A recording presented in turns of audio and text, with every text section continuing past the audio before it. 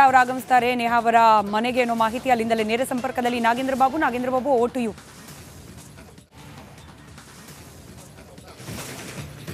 Thank you Smita. ನೋಡಿ, ಈಗ ಈ ಒಂದು ರಸ್ತೆಯಲ್ಲಿ ಕಂಪ್ಲೀಟಾಗಿ ಪೊಲೀಸರು ತಮ್ಮ ಹತೋಟಿಗೆ ತೆಗೆದುಕೊಂಡಿದ್ದಾರೆ. ಯಾಕೆಂತಂದರೆ ಇಲ್ಲಿದ್ದಂತಹ ವೆಹಿಕಲ್ಗಳೆಲ್ಲವನ್ನು ಕೂಡ ಕ್ಲಿಯರ್ ಮಾಡಿಸುವಂಥ ಕೆಲಸವನ್ನು ಮಾಡ್ತಾರೆ. ನಾನೀಗ ನಿಂತಿರುವಂಥದ್ದು ನೇಹಾ ಅವರ ನಿವಾಸ ಇರುವಂತಹ ರಸ್ತೆಯಲ್ಲಿದ್ದೀನಿ.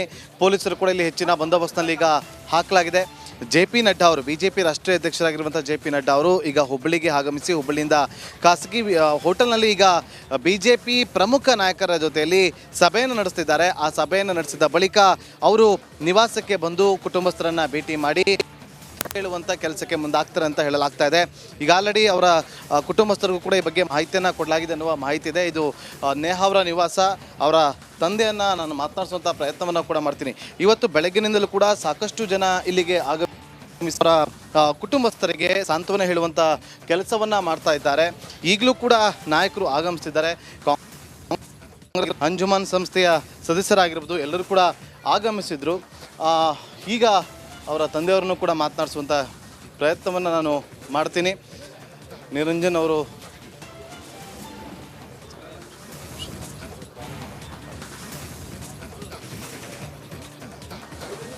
ಈಗ ಅವರ ಕುಟುಂಬಸ್ಥರಿಗೆ ಸಾಂತ್ವನ ಹೇಳುವ ಸಲುವಾಗಿ ಎಲ್ಲರೂ ಆಗ ಮನೆ ಹತ್ರ ಆಗಮಿಸಿದ್ದಾರೆ.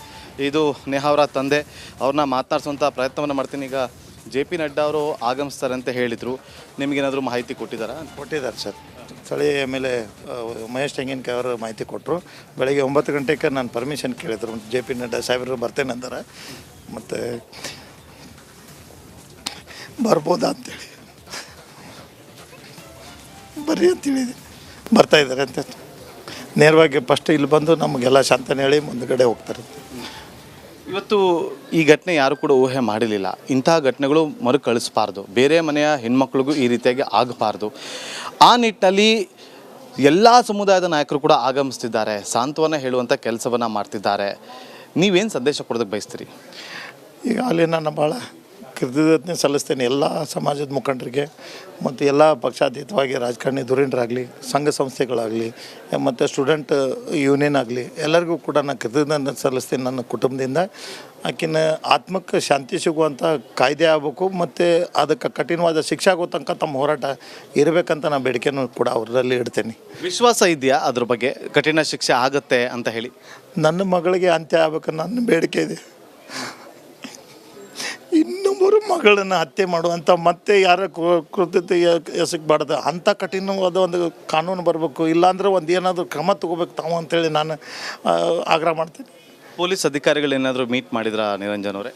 ತನಿಖೆ ಬಗ್ಗೆ ಬಂದು ಹೋಗಿದ್ದಾರೆ. ACP ಅವರು, ನಾಯಕ್ ಸಾಹೇಬರು ಬಂದು ಹೋಗಿದ್ದಾರೆ. ನಿನ್ನೆ ಕಮಿಷನರ್ ಬಂದು ಹೋಗಿದ್ದಾರೆ.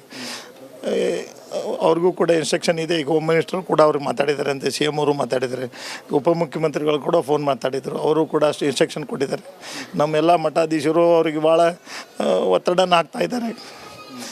ಎಲ್ಲ ಮಠಾಧೀಶರು, ಎಲ್ಲ ನಮ್ಮ ವೀರಶೈವಲಿಂಗ ಸಮಾಜ, ನಮ್ಮ ಎಲ್ಲ ಇಂಥ ಸಮಾಜದವ್ರು ಇಲ್ಲ ಅನ್ನೋಂಗಿಲ್ಲ, ಎಲ್ಲರೂ ಕೂಡ್ಕೊಂಡು ಒತ್ತಡ ಹಾಕ್ಯಾರ ಸರ್ಕಾರ ಮೇಲೆ. ಈಗ ಸರ್ಕಾರ ಡಿಸಿಷನ್ ತೊಗೋಬೇಕು. ಸರ್ಕಾರದ ನಾಯಕರು ಏನಾದರೂ ನಿಮಗೆ ಕರೆ ಮಾಡಿ ಮಾತಾಡಿದ್ದಾರೆ. ಲಕ್ಷ್ಮೀ ಮೇಡಮ್ ಬಂದಿದ್ದರು, ನಿನ್ನೆ ಹೆಬ್ಬಾಳ್ಕರ್ ಮೇಡಮ್ ಅವರು ಕೂಡ ಬೆಳಗ್ಗೆ ಅಟೆಂಡ್ ಆಗಿ ಅವರು ಕೂಡ ನಮ್ಮ ಮನೆಯವ್ರಿಗಾಗಲಿ ನನಗಾಗಲಿ ಸಾಂತ್ವನ ಹೇಳಿ ಹೋದರು.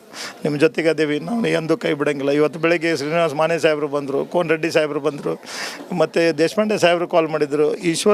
ಪ್ರದೀಪ್ ಈಶ್ವರ್ ಅವರು ಕೂಡ ಚಿಕ್ಕಬಳ್ಳಾಪುರದಿಂದ ಫೋನ್ ಮಾಡಿದರು. ಎಲ್ಲರೂ ಧೈರ್ಯ ತುಂಬ್ತಾ ಇದ್ದಾರೆ. ಅವರು ಕೂಡ ಧ್ವನಿ ಎತ್ತಾ ಇದ್ದಾರಲ್ಲೇ.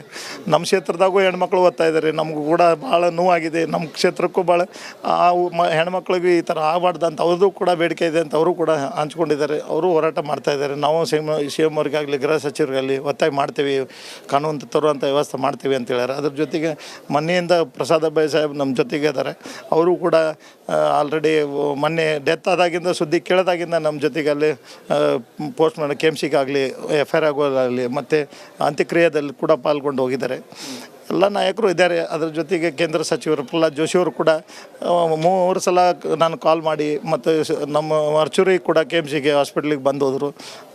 ಅನಾನುಕೂಲತೆಯಿಂದ ಅಂತ್ಯಕ್ರಿಯೆಗೆ ಬರೋಕ್ಕಾಗಿಲ್ಲ, ಬಟ್ ಹಿಂದಿನ ದಿವಸ ಬಂದೋದ್ರು. ಮತ್ತು ಫೋನ್ ಕಾಲ್ನಾಗ ಎಲ್ಲ ಆಧಾರ ಅವರು ಕೂಡ ಧೈರ್ಯ ಇಟ್ಕೋ, ಧೈರ್ಯ ಫೇಲ್ ಮಾಡ್ಕೋಬೇಡ, ಎಷ್ಟಾದರೂ ನಿನ್ನ ಜೊತೆಗೆ ಅದೇವೆ ಅಂತ ಹೇಳ್ತಾರೆ. ಅದ್ರ ಜೊತೆಗೆ ಎಲ್ಲ ಮಠಾಧೀಶರು ನನ್ನ ಮನೆಗೆ ಬಂದು, ಎಲ್ಲ ಹೋರಾಟಗಾರರು ಬಂದು, ಎಲ್ಲ ಸಂಘ ಇಂಥ ಸಂಘದವ್ರು ಇಲ್ಲ ಅನ್ನಂಗಿಲ್ಲ, ಎಲ್ಲರೂ ಕೂಡ ನನ್ನ ಬೆನ್ನಿಗೆ ನಿಂತು ನನಗೆ ಧೈರ್ಯ ತುಂಬ್ತಾ ಇದ್ದಾರೆ. ಅವ್ರಿಗೂ ಧಾರವಾಡಲ್ಲಿ ನೇಹಾ ಅವರ ಹೆಸರನ್ನು ಒಂದು ರಸ್ತೆಗೆ ಇಡಬೇಕು ಅಂತ ಹೇಳಿ ಈಗ ಒಂದು ನಿರ್ಧಾರವನ್ನು ತೆಗೆದುಕೊಳ್ಳಲಾಗಿದೆ. ಇದ್ರ ಬಗ್ಗೆ ಏನು ಹೇಳ್ತೀರಿ? ಭಾಳ ತುಂಬ ಸಂತೋಷ. ಈ ಹೋರಾಟ ಯಾರು ಮಾಡ್ಯಾರ ಅವ್ರಿಗೆ ಮಾಧ್ಯಮ ಮುಖಾಂತರ ನಾನು ಅವರಿಗೆ ಕೃತಜ್ಞತೆ ಸಲ್ಲಿಸ್ತೀನಿ. ಇನ್ನೊಂದು ನಮ್ಮ ಕುಟುಂಬದಿಂದ ಮತ್ತು ನನ್ನ ವೈಯಕ್ತಿಕವಾಗಿ ಒಂದು ಡಿಮಾಂಡು ಕೂಡ ಇದೆ. ಈ ಹತ್ಯೆ ಇಷ್ಟು ಕಮ್ಮು, ಇಲ್ಲಿಗೆ ನ್ಯಾಯ ಮುಕ್ತಾಯ ಆಗಬೇಕು ಅಂಥ ಒಂದು ಕಾಯ್ದೆ ನ್ಯಾಯನ ಹೆಸರ ಮೇಲೆ ಆಗ್ಬೇಕಂತ ನನ್ನ ಬೇಡಿಕೆ ಇದೆ. JP ನಡ್ಡಾ ಅವ್ರ ಬಗ್ಗೆ, ಅವರ ಬಳಿ ಏನಾದರೂ ಇದ್ರ ಬಗ್ಗೆ ಪ್ರಸ್ತಾಪ ಮಾಡ್ತೀರಾ? ನಾನು ವಿಚಾರ ಇಟ್ಕೊಂಡಿದ್ದೀನಿ ನನ್ನ ಆತ್ಮದಾಗ. ನಾನು ಆ ಪ್ರಸ್ತಾವನೆ ಸಲ್ಲಿಸ್ಬೇಕಂತಿದ್ದೆ. ಕೇಂದ್ರದಿಂದ ಏನಾದರೂ ಒಂದು ಕಾನೂನು ತೊಗೊಂಡು ಬರ್ರಿ. ಪ್ರಹ್ಲಾದ್ ಜೋಶಿ ಅವ್ರುಗಳೇನೆ ನೀವು ತರ್ಬೋದು, ಇದು ಕೇಂದ್ರ ನಿಮ್ಮ ಕೈಯಾಗೈತಿ. ಮೋದಿಯವರು ಭಾಳ ನಿರ್ದಾಕ್ಷಿಣ್ಯವಾದಿ ಕ್ರಮ ತಗೋತಾರೆ ಇದ್ರ ಬಗ್ಗೆ. ನಿಮಗೆ ಸ್ವಲ್ಪ ಇದನ್ನು ಬೇರೆ ಯಾವುದೋ ಸ್ಟೂಡೆಂಟಿಗೆ ಈ ಥರ ಆಗಬಾರ್ದು. ಯಾವ ಪೇರೆಂಟ್ಸ್ಗೂ ನಮ್ಮನ್ನು ಅವ್ರಿಗೆ ನಮಗಾದಂಥ ನೋವು ಅವ್ರಿಗೆ ಆಗೋದು ಬೇಡ. ಹೆಣ್ಮಕ್ಳಿಗೆ ಧೈರ್ಯ ಕೊಡ್ಬೇಕು ನಾಳೆ ವಿದ್ಯಾಭ್ಯಾಸ ಮಾಡೋಕ್ಕೆ. ದೇಶವ್ಯಾಪ್ತಿ ಇಡೀ ರಾಜ್ಯ, ಇಡೀ ದೇಶ ಇದನ್ನು ಕಮ್ಮಣಿ ಅನ್ಸ್ಯಾರ. ಧೈರ್ಯವಾಗಿರಿ. ನಾವು ಕೂಡ ರಿಪಬ್ಲಿಕ್ ಕನ್ನಡ ಡೇವಿನಿಂದನೂ ಕೂಡ ಹೇಳ್ಕೊಂಡು ಬರ್ತಾ ಇದ್ದೀವಿ, ನಿಮ್ಮೊಂದಿಗೆ ನಾವಿರ್ತೀವಿ ಯಾವಾಗಲೂ ಕೂಡ. ಈ ಒಂದು ಘಟನೆ ಮತ್ತೊಮ್ಮೆ ಯಾವ ಮನೆ ಮಕ್ಕಳು ಕೂಡ ಆಗದಂತೆ ರಿಪಬ್ಲಿಕ್ ಕನ್ನಡ ಕೂಡ ನಿಮ್ಮೊಂದಿಗೆ ನಿಲ್ಲುವಂತೆ ಕೆಲಸವನ್ನು ಮಾಡಿ. Thank you Smita. ಇದಾಗಿತ್ತು ನಿರಂಜನ್ ಅವರ ಮಾತು. Over to you. ಧನ್ಯವಾದ ನಾಗೇಂದ್ರ ಬಾಬು ಮಾಹಿತಿಗಾಗಿ. ನಮಸ್ಕಾರ, ಕರ್ನಾಟಕ ಪ್ರೈಮ್ ಟೈಮ್ಗೆ ಸ್ವಾಗತ. ನಾನು ಜಯಪ್ರಕಾಶ್ ಶೆಟ್ಟಿ. ಇಡೀ ಕರ್ನಾಡು ಇವತ್ತು ರೆಬೆಲ್ ಆಗಿ ನಿಂತಿದೆ. ಈ ಹಗರಣಗಳನ್ನು ಸದನದಲ್ಲಿ ಪ್ರಸ್ತಾಪ ಮಾಡಲು ಕೂಡ ಕಾಂಗ್ರೆಸ್ ಹಿಂದೇಟು ಹಾಕಿದ್ದೇಕೆ?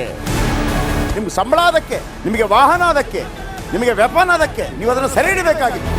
ನೀವು ವಿದ್ಯುತ್ ಬರ ಇದೆ ಅಂತ ಹೇಳ್ತಾ ಇದ್ದೀರಿ, ಎಲ್ಲಿ ಬರ ಇದೆ ನೀವು ಹೇಳಬೇಕು. ಪಾಕಿಸ್ತಾನ್ ಆಕ್ಯುಪೈಡ್ ಕಾಶ್ಮೀರ್ ಅದು ಎಂದೆಂದಿಗೂ ನಮ್ಮದು. 40 ಮೆಷಿನ್ಗಳು ತಂದಿತ್ತು ನೋಟ್ ಎಣಿಸುವುದಕ್ಕೆ, ಅದೇ ಹಾಳಾಯಿತು. ಮಥುರಾದ ಗಲಾಟೆ ಇದೆಯಲ್ಲ, ಅದು ಸ್ಥಳೀಯವಾಗಿ ಕೂತು ಪರಿಹರಿಸಬಹುದಾದಂಥ ಕಾನೂನಿದೆ. ಗ್ಯಾರಂಟಿ ಯೋಜನೆಯಿಂದ ನಷ್ಟ ಆಗಿದೆ, ಲಾಭ ಆಗಿದೆ, ದಯವಿಟ್ಟು ಹೇಳಿ. Dawood Ibrahim most wanted criminal ಯಾವಾಗಾದ ಅಂದರೆ ಇಲ್ಲಿ ತನಕ ಭಾರತ ದೇಶದಲ್ಲಿ ಓರ್ವ ದಲಿತ ಪ್ರಧಾನಿಯಾದಂಥ ಇತಿಹಾಸವೇ ಇಲ್ಲ. ರಿಪಬ್ಲಿಕ್ ವರ್ಲ್ಡ್ ಆಪ್ ಇದು ಕೇವಲ ಅಪ್ಲಿಕೇಶನ್ ಅಲ್ಲ, ಸಮಗ್ರ ಸುದ್ದಿಗಳ ಸಂಪರ್ಕ ಮಾರ್ಗಕ್ಕೆ ಕ್ರಾಂತಿಕಾರಿ ಬದಲಾವಣೆ. ರಿಪಬ್ಲಿಕ್ ವರ್ಲ್ಡ್ ಆಪ್ ಕೇವಲ ಸುದ್ದಿ ಅಪ್ಲಿಕೇಶನ್ ಅನ್ನ ಪರಿಚಯ ಮಾಡ್ತಾ ಇಲ್ಲ, ಬದಲಾಗಿ ಡಿಜಿಟಲ್ ಸುದ್ದಿ ಬಳಕೆಯ ಹೊಸ ಯುಗಕ್ಕೆ ನಾಂದಿ ಹಾಡ್ತಾ ಇದೆ. ಇದೊಂದು ಬ್ರೇಕಿಂಗ್ ನ್ಯೂಸ್, ಪ್ರಭಾವಶಾಲಿ ಕಾರ್ಯಕ್ರಮಗಳಿಗೆ ಗಟ್ಟಿಯಾದ ವೇದಿಕೆ. ರಿಪಬ್ಲಿಕ್ ವರ್ಲ್ಡ್ ಅಪ್ಲಿಕೇಶನ್ ಈಗ ಲೈವ್ ಆಗಿದೆ. ಗೂಗಲ್ ಪ್ಲೇಸ್ಟೋರ್ ಮತ್ತು ಆಪಲ್ ಆಪ್ ಸ್ಟೋರ್ ಎರಡರಲ್ಲೂ ಲಭ್ಯವಿದೆ. ಈಗಲೇ ಡೌನ್ಲೋಡ್ ಮಾಡಿ.